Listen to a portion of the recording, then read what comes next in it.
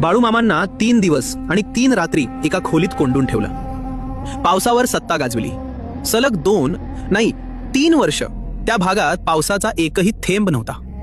जमीन तडकलेली, विहिरी कोरड्या आणि माणसांच्या मनात एकच प्रश्न होता, आता पुढे काय? बेळगाव जिल्ह्यातील रामदुर्ग तालुक्यातलं ते खेडेगाव दुष्काळानं पूर्णपणे हतबल झालं होतं. अशा वेळी मामा आपल्या बकऱ्यांचा कळप घेऊन त्या भागात आले. पण जिथे चारा नाही, पाणी नाही, तिथे थांबणं अशक्य. मामा परत जाण्याचा विचार करत होते. तेथील लोकांना मामा हे असामान्य सत्पुरुष आहेत याची जाणीव होती. मामांना पाहून पुष्कळ लोकांनी गर्दी केली.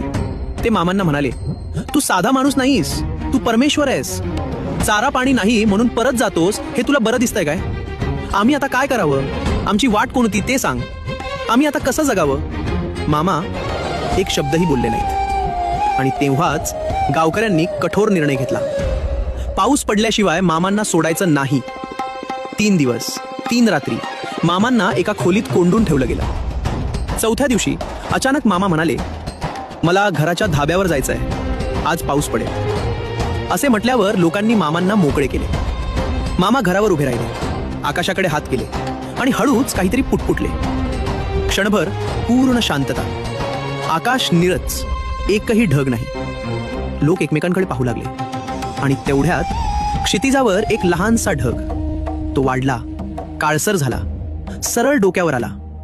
पावसाचे थेंब पडू लागले. पाऊस वाढू लागला आणि अचानक मुसळधार पाऊस. संपूर्ण गाव आनंदानं वेडं झालं. पण या सगळ्यात मामा कधी निघून गेले कुणालाच कळलंच नाही. आणि एक आश्चर्यकारक सत्य, मामा आपल्या संपूर्ण हयातीत त्या गावात पुन्हा कधीच गेले नाहीत. बाळूमामांवर श्रद्धा असेल तर फॉलो करा आणि कमेंटमध्ये जय बाळूमामा लिहा.